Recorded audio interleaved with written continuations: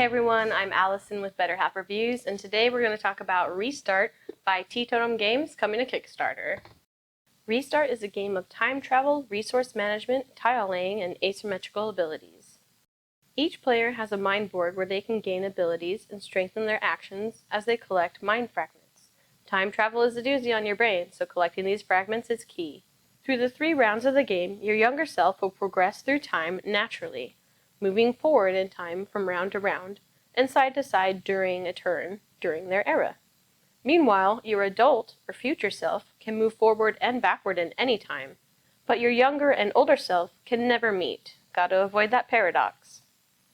On your turn, you'll work through your mind board, taking actions or passing to strengthen future actions.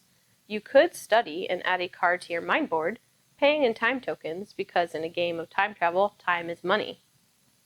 You could move yourself to a new spot in time to place a card to work on your chain card objectives. After placing and paying for the card, you could choose to activate the event that's on it. Then check to see if you have completed a formation, and then pay in time to complete the chain formation card. The cards must match in color and order. If your card colors don't match up exactly, you could do a quick fix and use a temporary time vortex to change one of the colors to a wild color in order to complete a formation. Then choose from one of the face-down chain cards on the table and also take the time fragment on top of it. You will place the time fragment now in your mind board. Time fragments are permanent boosts for your character, sometimes unlocking extra actions, endgame points, or an increase in abilities pertaining to the scenario. The more you collect, the more you unlock. If you ever get in a bind and you don't have enough time fragments to use a certain ability, you can use adrenaline pills as a temporary fix to boost up your skills in order to use card abilities on your mind board. But at the end of the turn, you'll discard the adrenaline pills as they are used. There are different scenarios you can play through as a connective campaign experience or as one-off games. Depending on the scenario, you'll add a game-specific board for reference.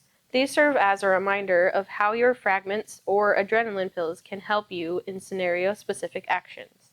Like in the Pandemia scenario, depending on your boosts of time fragments and adrenaline pills, you can set a number of die faces, a number of rerolls, or double an outcome of a certain die.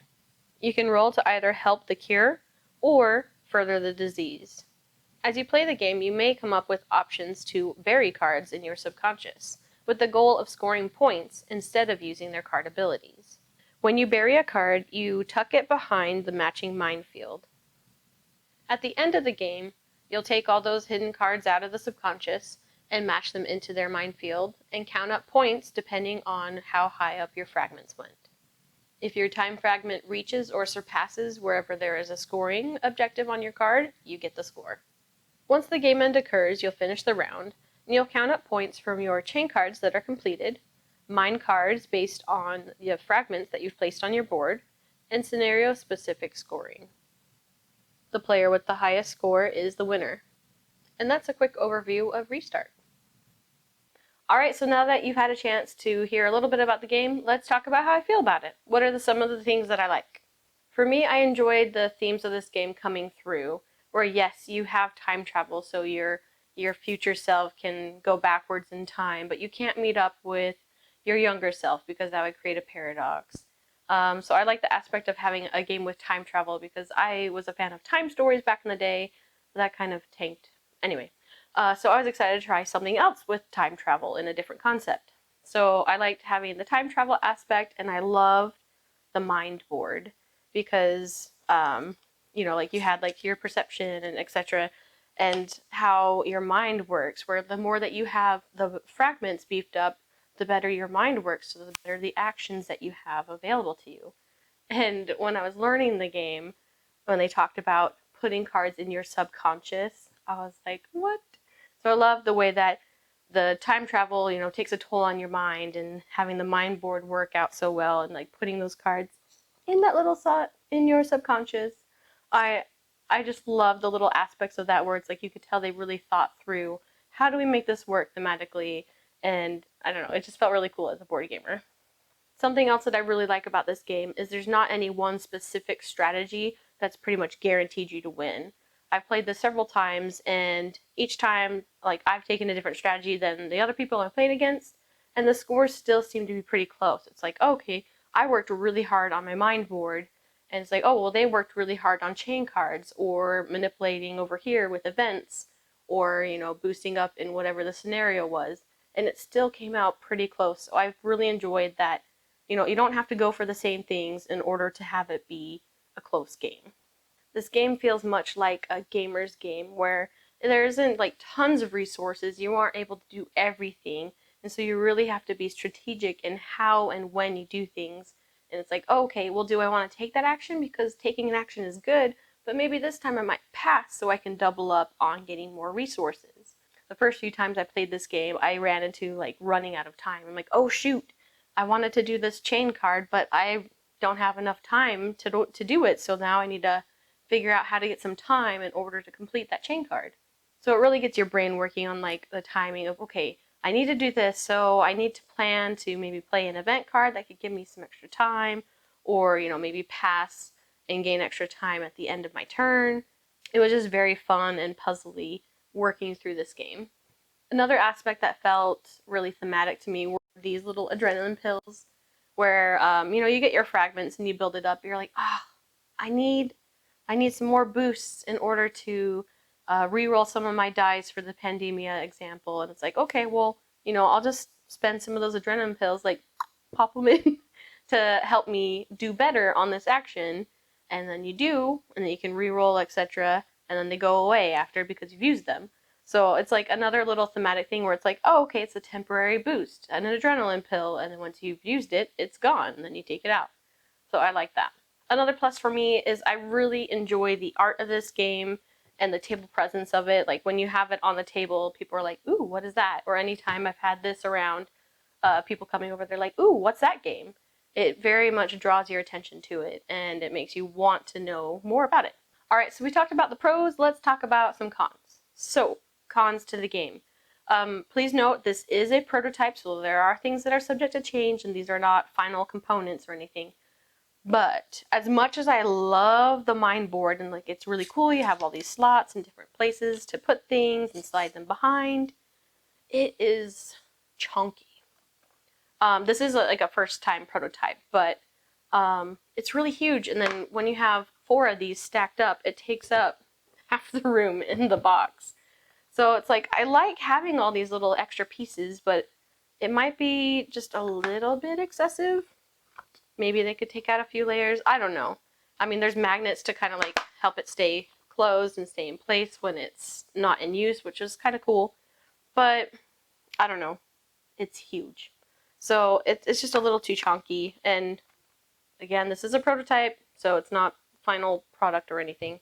They have the little stands that can bend out to help your board stay up. They're not the best at staying in place. I mean, the board sits pretty fine with the little pegs and stuff. But I'm wondering if they're going to alter the design a little bit, which I wouldn't mind. They're still cool though. Another con, or at least something to be aware of, is that sometimes your turns can be big. Like you're doing separate actions, and if you're taking all of them, it could take a little bit of time. There can be some downtime if you have higher player counts. I've played this mostly 2-player, which I've enjoyed. The downtime hasn't been too bad because usually I'm trying to plan what my next turn is. But when you add in more players, and maybe analysis paralysis, which this game could be prone to. I struggled sometimes. But there can be downtime, and so it could drag a little bit. But the more familiar you get with the game, the quicker you are in your turns. Something else I'm hesitant, or just at least wondering about, is in this game, you can move forward as a campaign. And so like you do the pandemia scenario, and then you move on to a different one.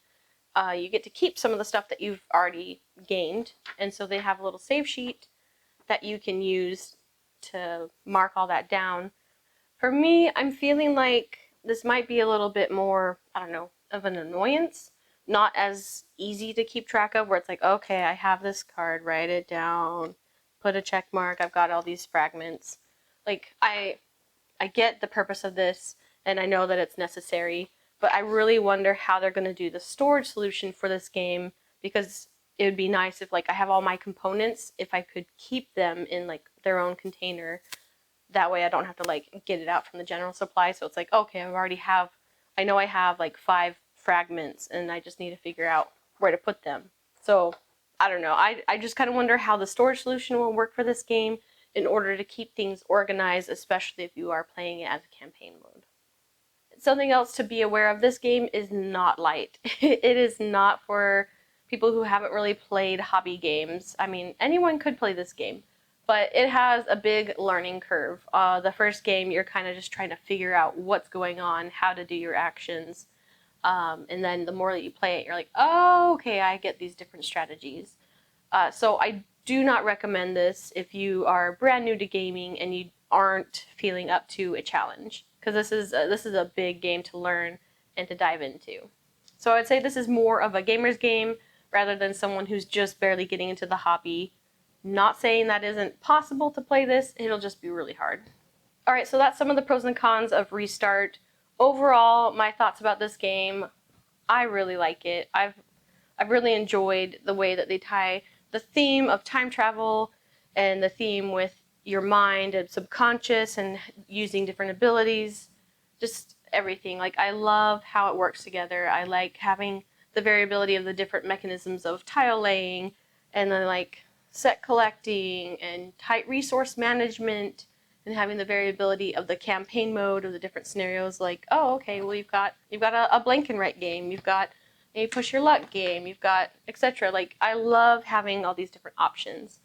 I'm excited to try this like back to back as a full campaign and to see what else they have in mind. Like their expansion that has 2 more scenarios. I'm like, I don't know much about those, but I'm excited about them. So I do recommend this game if you like a mixture of different mechanisms, if you like time travel, if you're into psychology, I guess, with the mind. But yeah, so I really enjoy this game, and I am very much looking forward to what else they have to put out through the rest of this campaign. So if you are interested in this game, sounds like something that you would want to try, I'll put a link in the description down below where you can access the Kickstarter. Alright, so thanks for watching. If you enjoyed this video, make sure to give it a like and subscribe. I do other content as well, so hopefully we'll see you in the future. Happy gaming! Get it? See you in the future. Time travel. Nice!